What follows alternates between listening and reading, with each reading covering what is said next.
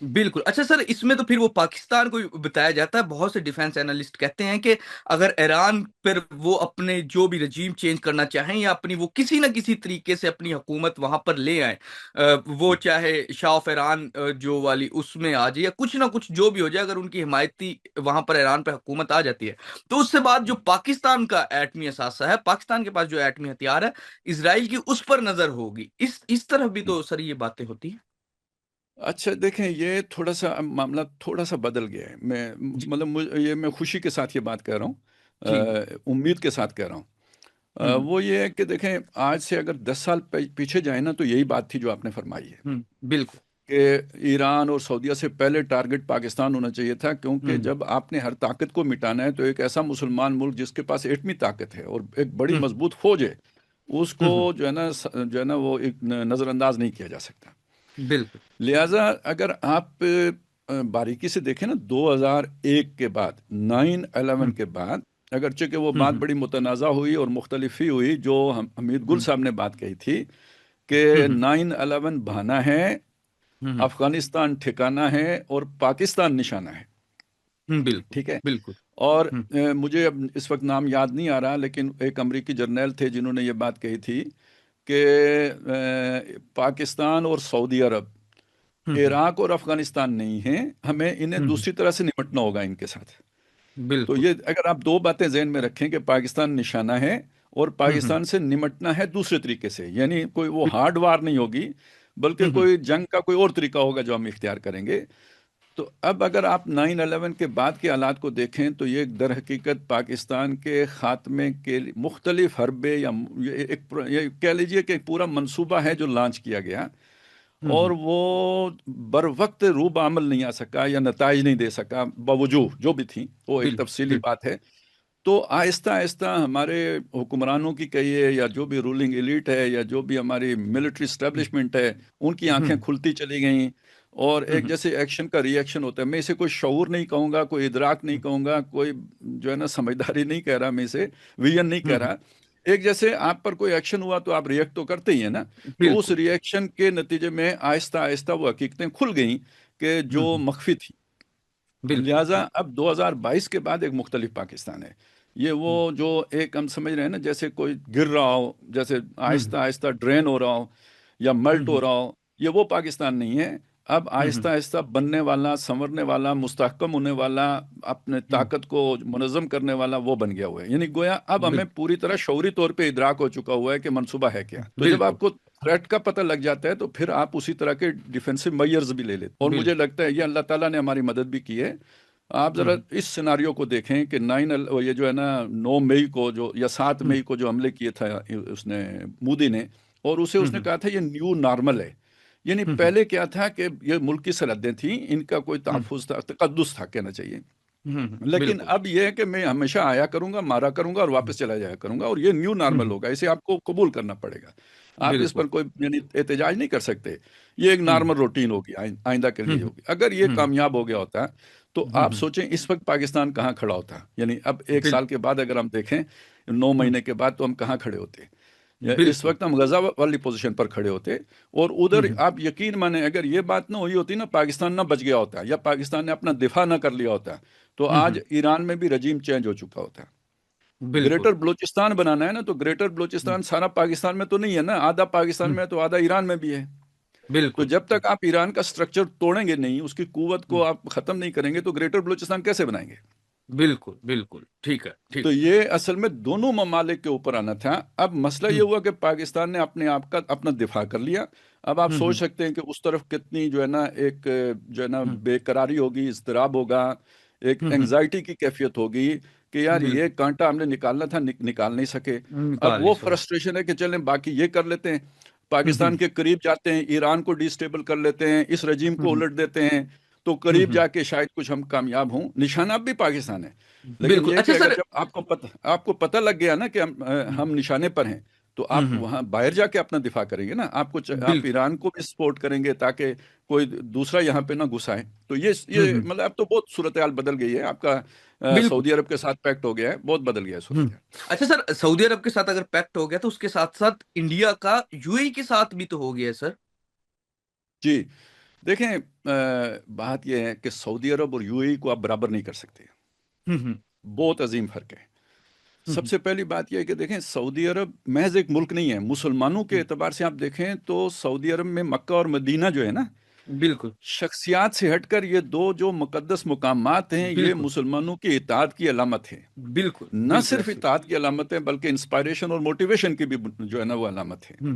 बिल्कुल। ठीक है। तो बिल्कुल। पहले ये सऊदी अरब की ये वाली जो ताकत है ना, ये बहुत बड़ी ताकत है।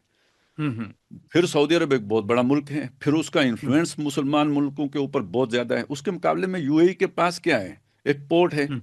और वो हम्म। मांगे तांगे का जो है ना वो एक जो है ना वो सारी वो फैसिलिटेशन है, उसका अपने अंदर कुछ भी नहीं है।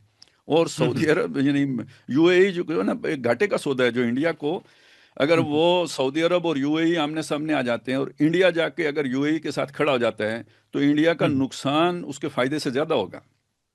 क्योंकि अच्छा। अगर सऊदी अरब अगर उसके मुकाबले में आके बिल्कुल जैसे ना वो खड़ा हम्म। होता है, तो हम्म। वहां से अगर उसके लोगों को वापस होना होता है, बहुत सारे यानी उसकी अगर वो मैशत फैक्टर्स। वो, हाँ जी, ये सारी हम्म। चीजें जमा करें, तो मुझे नहीं लगता ये ठीक है। वो हमें दिखाने के लिए उन्होंने यूएई के साथ कुछ किया है, हम्म। तो ये ज्यादा यानी बनिया जो है ना, हाँ वो हाँ। इतना बेवकूफ नहीं होता कि वो अपना माशी जो है ना वो मुकाता करा ले। बिल्कुल। उसने बिल्कुल।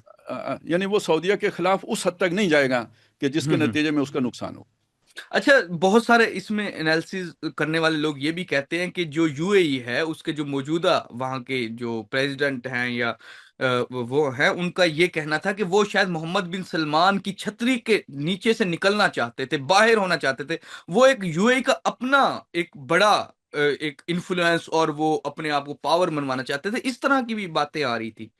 नहीं, सही बात है। देखें, अभी तो एक और ये जो एप्स्टीन फाइल की जो कुछ आया है ना, जो लीक्स हुई हैं, हम्म। तो उसमें एक बात और भी आई है कि हम्म। ये जो यूएई वाला ये जो सदर हैं, हम्म। इन्होंने वो एक साफी जो है वो जो मारे गए थे तुर्की में, तुर्की सफारत खाने के अंदर, और इल्जाम आ गया वो। था, बिल्कुल बिल्कुल। जी जी। इल्जाम आ गया था मोहम्मद बिन सलमान पर।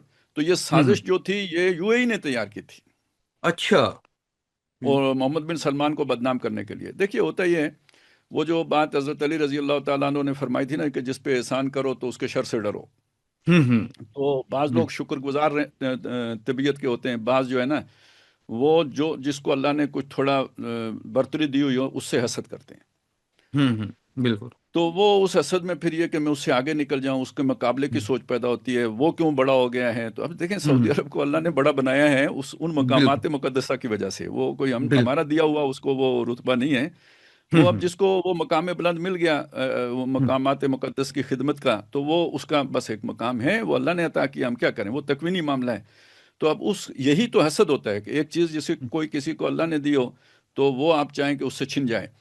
तो बस ये है कि फिर जब बंदा अपनी हसद की आग में जलता है, तो आखिर में जाके इसी तरह जलील हो जाते हैं, हम्म। जैसे कि यूएई के साथ हुआ। लेकिन अब उनकी हवा निकली हुई महसूस हो रही है ना। देखें, यूं वो हम्म। भागे हैं यमन से, मतलब हम्म। वो धूम दबा के भागे हैं वहां से। बिल्कुल। और बिल्कुल। अब जो है ना, आज से मेरा ख्याल है तुर्की ने जो है ना वो सोमालिया में एयर स्ट्राइक्स शुरू कर दी हैं। और वो जो इनका हम्म। हमायती वो अशबाब जो ग्रुप था ना हम्म। यूएई हम्म। का, वो उनके वहाँ हम्म। पे जो भी इंस्टॉलेशंस हैं उनके ऊपर जो है ना उन्होंने अटैक शुरू कर दिए हुए हैं। तो इसी तरह सूडान में भी सऊदी अरब ने काम शुरू किया हुआ है। तो इनका वो दाव चला नहीं। तो दाव तो नहीं उड़ने चला, न लेकिन पाए वो थे कि गिरफ्तार हम हुए।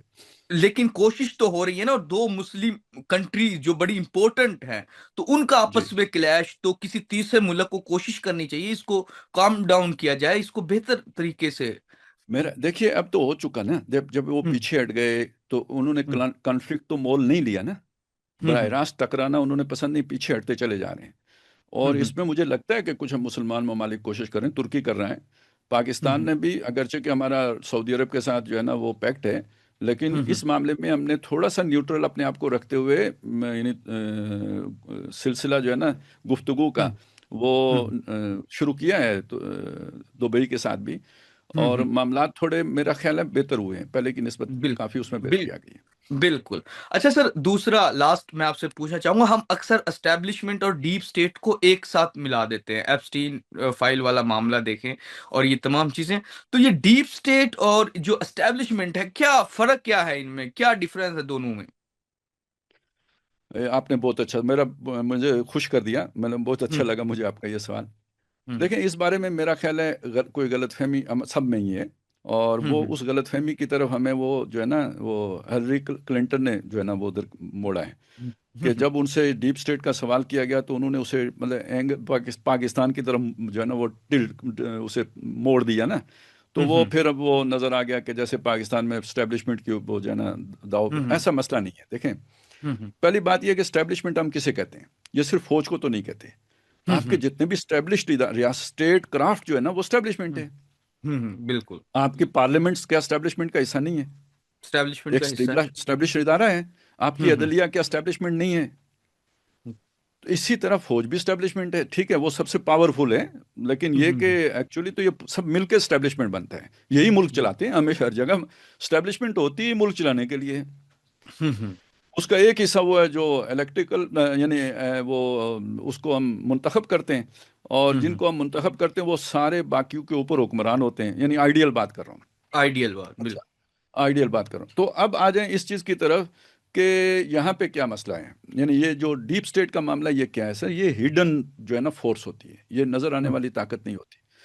हम्म बल्कि मुझे एक चीज़ समझाने के लिए मिसाल आपके सामने रखूं कि देखें, ये मेरा बॉडी स्ट्रक्चर है, मेरा दिल है, हम्म मेरा दिमाग है, दिमाग सोचते हैं, आंखें देखती हैं, कान सुनते हैं, ये मेरे इस्टेब्लिशमेंट है ना, ये सारा, ये मेरी हम्म आंख कान नाक ये सारा मिलके दिमाग सारा फैसला करता है।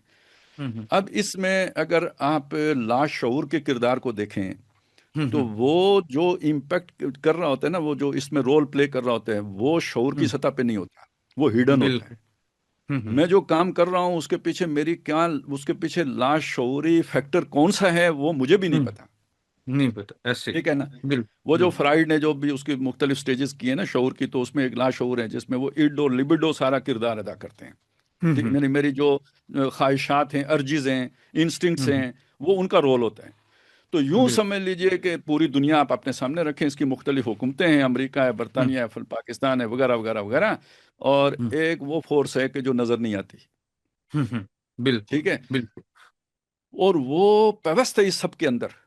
हम्म जैसे मेरा लाशऊर मेरे ऊपर काबू याफ्ता है, इस तरह वो पूरी दुनिया के ऊपर काबू याफ्ता है, नज़र कहीं नहीं आती। हम्म ठीक है? तो तो मैं उसे अगर सिर्फ इनका एक हम कोई नाम समझना चाहें या इनको कोई समझना चाहे तो कैसे समझेंगे डीप मैं स्टेट डीप को स्टेट पा। क्यों कह रहा हूँ, डीप स्टेट क्यों कह हम्म रहा हूँ, यानी इसे डीप हम्म स्टेट क्या मतलब हुआ कि तो ये नजर ना डीप आने रूटेड वाली होते। कुवत है। हाँ, ये डीप रूटेड है। हम्म जैसे जो है ना, और जैसे एक लफ्ज इस्तेमाल करते थे पहले हम, अंडरवर्ल्ड। हम्म ठीक है? हम्म उसमें कौन लोग होते थे? वो हम्म स्मगलर हैं, हम्म माफियाज हैं। ठीक है? अब वो हम्म उसी के लिए यूं समझ लीजिए एक नया नाम आ गया है। हम्म वो पहले वो अंडरवर्ल्ड किसी एक मुल्क में होती थी, अब वो आलमी हुकूमत कायम करके बैठ गई हुई है। अब आप बिल्कुल देखें, जहां कहीं भी मादनियात होंगी वहां पे अनरेस्ट होगा। बिल्कुल। जहां कहीं भी कोई जखायर होंगे, मादनी कोई तेल होगा, कुछ होगा, वहां पे जो है ना वो कोई ना कोई गड़बड़ हो रही होगी। हम्म ये क्या, ये वो स्मगलिंग का धंधा पूरी दुनिया में, कि हम्म जो खरबहा खरबपति लोग हैं, हम्म तो वो कैसे पैसे कमा रहे होते हैं, और सारी बिल्कुल। दुनिया जहाँ की दौलत चंद खानदानों के तक कैसे जा रही होती है। ये सब वो कारोबार है जो पोशीदा है, ये ज़ाहिरी कारोबार से नहीं होता। हुकूमतों से नहीं। ज़्यादा अमीर अब घराने हैं, लोग हैं। ठीक है? हम्म तो ये उनके वो बिजनेसेस सामने नज़र नहीं आ रहे होते, तो वो कैसे फिर अपना वो कारोबार चलाते हैं, सारा करते हैं। तो वो कोई एक अपस्ट्रीम थोड़ा ही होता है, हम्म वो कई अपस्ट्रीम होते तो हैं, हर ये मुल्क के डीप अपने अपने स्टेट में अपस्ट्रीम। हम एप्स्टीन जैसे बेशुमार लोग हैं उनको मिलाकर ये एक डीप स्टेट हम बन अपने मुल्क को देखें ना जी, अभी गया। 5 साल पहले तक हमारे मुल्क में वो जो पहिए लगाने वाली सरकार थी उसकी क्या अहमियत थी? आर्मी चीफ हम्म उससे पूछ के लगाते थे। ठीक है? हम्म चीफ हम्म जस्टिस उससे पूछ के लगाते थे। किसने हम्म जीतना है किसने हारना है उसका फैसला उसने करना होता था। हम्म तो ठीक है, वो किधर से उठाया था? जैसे एप्स्टीन एक आम सा आदमी था, वो इतना बड़ा हम्म दौलतमंद आदमी बन गया, ऐसे भी हमारे भी पहियों वाली सरकार एक आम सी जो है ना वो गलियों में घूमने वाले ठेकेदार थे, बनते बनते बनते वो बिजनेस हम्म टाइकून बन गए जी, टाइकून बन गए। बिल- बिल्कुल आप मलिक रियाज की बात कर रहे इसमें क्या शक है? देखिए, हैं। यानी वो उन्होंने खुद कहा भाई मैं पहिए लगाता हूँ, तो फाइलों के। पहिए सबको लगाते हैं। बिल्कुल तो तो जो एक ये इन्फ्लुएंशियल पर्सन ऐसा जब आप बना लेते हैं किसी मुल्क के अंदर, अब उसको जो हम्म आप फूकेंगे उसने वही काम कराना ना जो आप चाह रहे हैं। बिल्कुल बिल्कुल। तो इस चीज को देख लीजिए। ठीक है ठीक है। ठीक और है जी। तो पूरी इंतजामिया उनकी मुट्ठी में थी या नहीं थी? तो हम थी, अपने मुल्क के, बिल्कुल बिल्कुल। हाँ, डीप स्टेट के जो हम्म आइसबर्ग है, डीप स्टेट का हम्म जो आइसबर्ग है, उसकी हम्म। टिप को अगर देखना चाहें तो वो पहियों वाली सरकार थी। पहियों वाली सरकार, बिल्कुल। बड़ा आपने एक बड़ा जबरदस्त एनालिसिस जो दिया है। हम क्योंकि एस्टेब्लिशमेंट कोई डीप स्टेट और इसी कोई सब कुछ एजेंसी और ये इन चीजों को ही सब कुछ समझते हैं, लेकिन जो ये आपने डिफरेंस समझाया है ये बड़ी जबरदस्त है। तो इससे उम्मीद है कि लोगों को ये पसंद भी आएगा। बिल्कुल जी। तो नाज़रीन, मुअम्मर कज़ाफ़ी, खालिद महमूद अब्बासी साहब नया दौर पर मौजूद थे, और बड़ा उम्मीद है कि बड़ी इंपॉर्टेंट चीज़ें खालिद महमूद अब्बासी साहब ने इसमें बताई हैं, और बड़े ज़बरदस्त एनालिसिस किया है, ख़ास करके ईरान के और जो अमेरिका की अभी सूरत हाल चल रही है, फिर उसमें एप्स्टीन फाइल के हवाले से जो इन्होंने अपना तज्जिया दिया है, और लास्ट में बड़ी ज़बरदस्त जो गुफ्तगू यूएई और उसके साथ सऊदी अरब का जो मामला है उन पर इन्होंने अपने एनालिसिस दिए हैं। फिलहाल के लिए नया दौर से मुअम्मर कज़ाफ़ी को, खालिद महमूद अब्बासी साहब को इजाज़त दीजिए। खुदा हाफिज़।